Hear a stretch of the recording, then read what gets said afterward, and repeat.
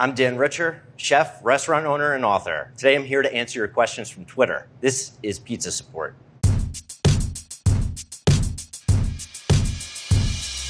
First up, Melissa Dorman says, the real question that makes up life, why does pepperoni curl? Pizza bakes from the top down, but also from the bottom up. And there's a differential between the pepperoni that's cooking from the top and the pepperoni on the bottom touching cold cheese and sauce. So as the heat from top down bakes it, the casing kind of shrinks it a little bit and the edges start to pop up. Next up, Nifty Normo asks, people making a big deal out of eating pineapple on pizza, but what about the folks eating anchovies? Ham and pineapple pizza originated in Canada, of all places, not in Hawaii. If you grew up eating pineapple on a pizza, you just go right ahead, don't listen to them. Anchovies are great on a pizza, filled with salty savoriness. It's umami. I personally don't like a mouthful of anchovies, so what I do is I take my anchovies with some olive oil on the stove and just let it cook for about 45 minutes until they're completely melted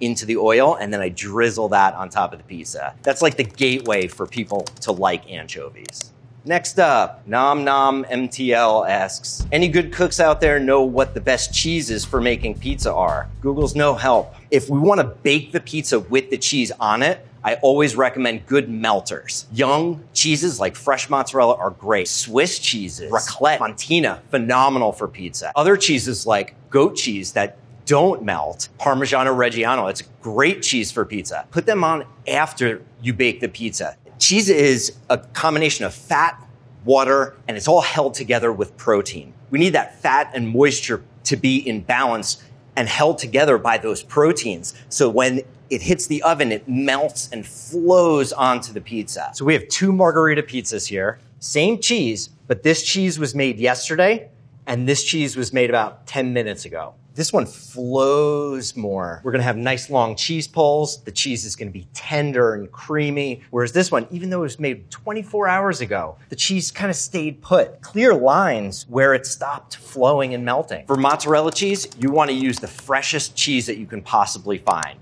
Next up, important question for pizza Twitter. Mushrooms on pizza, cooked or raw? Always cooked. It's super important. Mushrooms have a ton of liquid in them. So as they bake, they release a lot of liquid. We want that liquid to release before we put them on a pizza. Next question, Eric V. Bailey asks, what makes a pizza sauce a great pizza sauce? Great tomatoes make a great pizza sauce. We want to use whole peeled tomatoes that taste delicious. Once you have those tomatoes, treat them as simply as possible. Pizza sauce is pretty much never cooked in advance. We take the tomatoes, maybe a pinch of salt. We adjust their viscosity by either straining them a little bit if they're too loose or adding just a touch of water to loosen them up. This is called a Botswick consistometer. This is what tomato canneries use to control their viscosity and keep their product very consistent and reliable from can to can and from year to year. They put a sample of their sauce on here, specific amount at a specific temperature,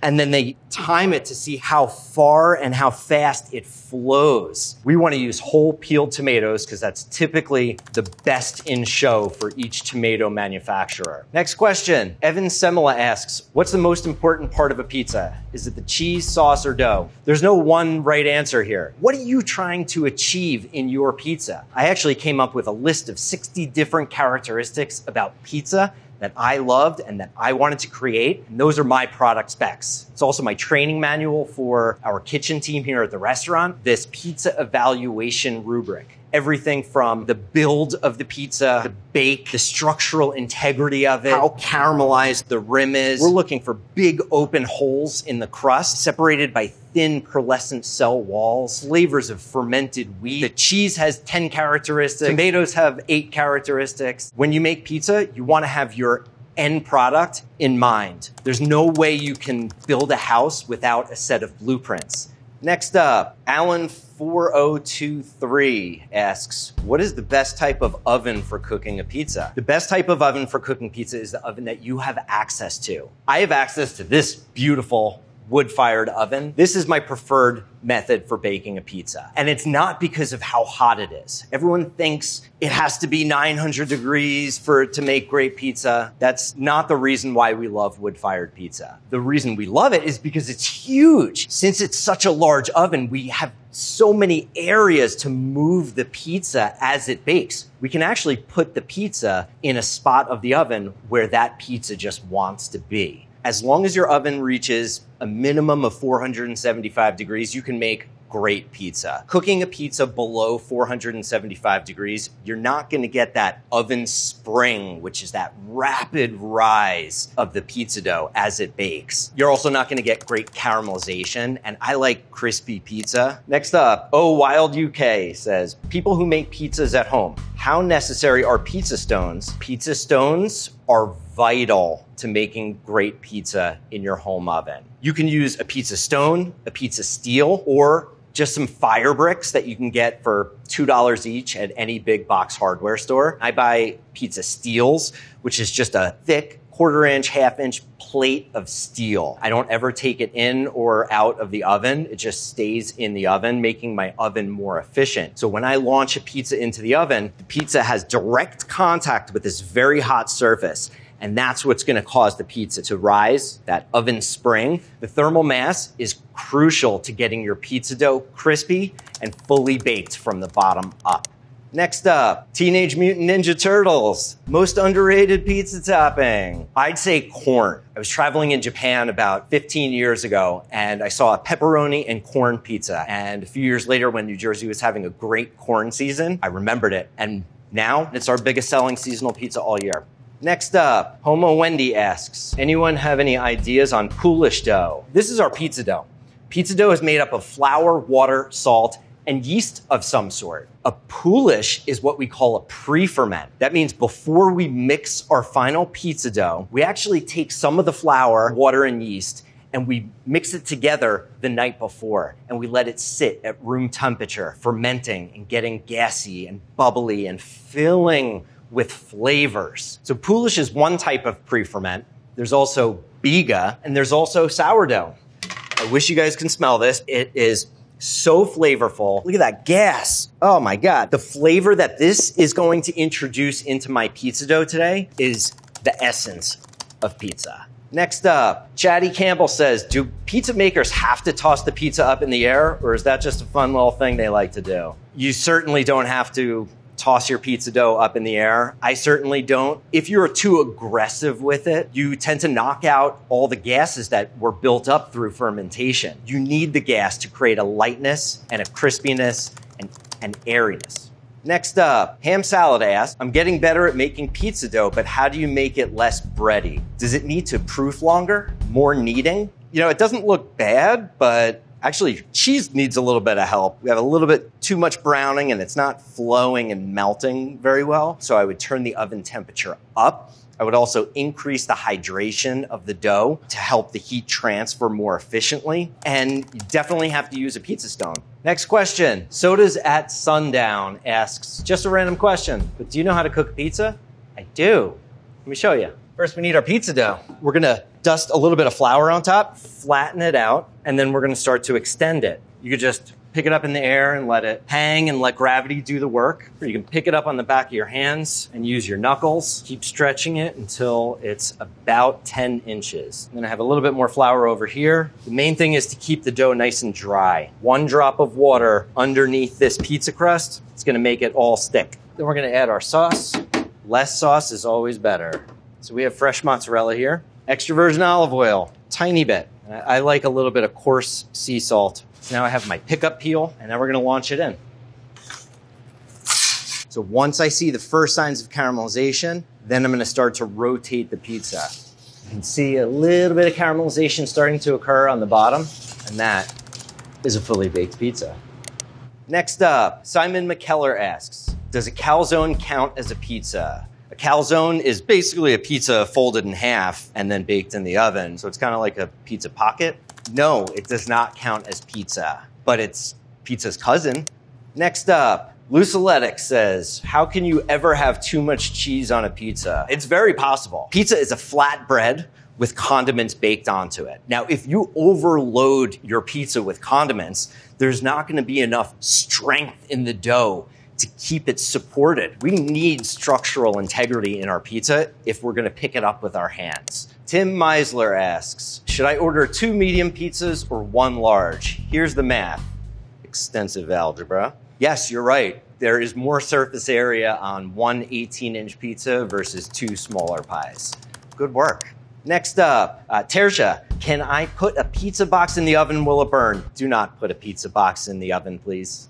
Fire hazard. From Stinky Think Tank, best way to reheat cold pizza. I like the toaster oven. You can also use a cast iron skillet on a medium-high flame on your stovetop. Just please, whatever you do, don't use the microwave. The way that the heat waves are transferred to the pizza is just not good for any bread products. Next up, Ultimate says, what's the best style of pizza? Detroit, New York, California, Chicago? I don't know what the best style of pizza is. I like them all, and you should try them all, but let's take Detroit style. It's a rectangular pizza baked in a pan. Cheese goes all the way to the edges, tends to get a little crispy. New York style pizzas are big. Pick them up with your hands, cut in a triangle, folded. They're a little bit pliable, a little bit crispy. I love when they're super hot and they burn the roof of your mouth. California pizza, local produce. They're surrounded by farmland and they kind of just run with that. Plus, they're also not bound by authenticity, tradition. Chicago deep dish pizza is baked in a pan. There tends to be a lot of fat. It's really heavy. It's very rich, kind of a fork and knife thing.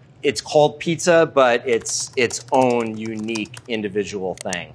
Unwinder H asks, it's always driven me crazy that people say the pizza in New York is so much better than the pizza anywhere else. Why can't it be replicated? Is there something in the New York City municipal water supply? That's one of the most frequently asked questions that I get. It is not about the water. There's always little corrections that we can make for the minute differences in the mineral content in the water. If you understand the ingredients and the techniques behind New York style pizza, you can make it anywhere in the world. The water has very little to do with the quality of your pizza.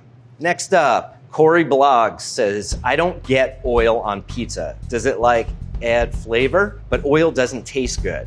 If you use the right oil, it absolutely tastes good. Some flavors are fat soluble. So you need fat for your brain to be able to really pick up those flavors. We would never use a neutral oil like vegetable oil, canola oil, grapeseed oil. Those are meant for high temperature cooking. For pizza and salads, we like high quality, extra virgin olive oil. Stuff is liquid gold. Phil Willis says, are San Marzano tomatoes really that great? Or is it just a way of flexing your knowledge of cooking trivia? You do not need San Marzano tomatoes. San Marzano is a small region in Italy, just outside of Naples. They're known to have amazing volcanic soil and really delicious tomatoes, but they can't possibly produce enough tomatoes in this very small region of Italy to meet worldwide demand. Line up 5 different tomatoes that are in your supermarket, taste it and find what you like, and use that tomato. Next up, Shy Socks history. How much would it cost to open a pizzeria? Well, that depends on how much money you got to spend. I've seen people do a food truck for $30,000, $40,000. You can open a pizzeria for $150,000 if it has pre-existing restaurant infrastructure like the proper plumbing, the proper permits, the proper electricity, or you can spend $10 million to open a pizzeria. There's no right or wrong here. Next up, Jean Mayer Gag asks, best pizza dough recipe. Please share right now because I need it to rise before dinner time. There's no best recipe for pizza, but here's a very simple one. 1,000 grams of flour, 750 grams of water, 20 grams of salt, and 2 grams of yeast. And I can show you how to make pizza dough right now. Before we start mixing the flour and water, one of the most crucial parts of the process is to control our temperatures. Fermentation and the activity of the yeast is determined by the temperature. We want our dough to start fermentation at 75 degrees today. So we do 75 times 3, which is 225. And then we're going to subtract out the room temperature which is 82. We're gonna subtract out the temperature of our flour, which right now is 75 degrees. And we're gonna subtract out the amount of heat generated by actually sticking my warm hand in here and mixing it. That's called the friction factor. Now for hand mixing, maybe 1 or 2 degrees of heat is generated by friction. If you use a dough mixer, it could be 40, 50 degrees of heat generated. So I'm gonna build in 1 degree. That spits out my water temperature to use. If I use that water temperature for this dough, I know my dough is gonna start fermentation at 75 degrees. This part of the process is so crucial. Don't even mix flour and water together unless you know your temperature of water. We're gonna add the yeast to the flour and give it a little stir. And then we're gonna start adding our 67-degree water. Then we're gonna wait 20 minutes. And this part is called the autolyse. There's an enzymatic reaction that starts occurring where amylase, naturally present in flour, starts to convert starch into simple sugars that the yeast can then consume. We're also allowing the flour to fully hydrate. Gluten development begins. All right, so we just let our pizza dough rest for 20 minutes. Then we're gonna mix in the salt and we're gonna begin kneading. And I'm just doing this scooping and digging motion. It's strengthening the gluten and it's also incorporating a little bit of air into the dough, which is a good thing. It's creating these little micro bubbles called nucleation sites. And those little tiny bubbles are gonna fill with gas that the yeast produce. We're gonna do this for 5 minutes, okay? Then we're gonna let it sit. Next up, Kira, please, asks, what should never go on a pizza? If you can dream it, it should go on a pizza. Is Alyssa okay asks, does pizza in Italy hit different? Yes, it does. Italy is a different place with a different history of pizza, different local ingredients, different local traditions, and different styles. There's Neapolitan style pizza, which is 12-inch pie baked in a very hot oven. There's Roman pizza tonda, which is a round, thin, crispy pizza baked in a lower temperature wood-fired oven. There's pizza alla palla in bakeries. There's pizza al taglio. There's so many different styles of pizza in Italy. It's such a special thing. Blue Dog Pizza asks, eating pizza with a fork and knife, is it a-okay or a pizza faux pas? I think it's perfectly okay to eat pizza any way you choose. All right, that's it. That's all the questions. Hope you learned something, and until next time.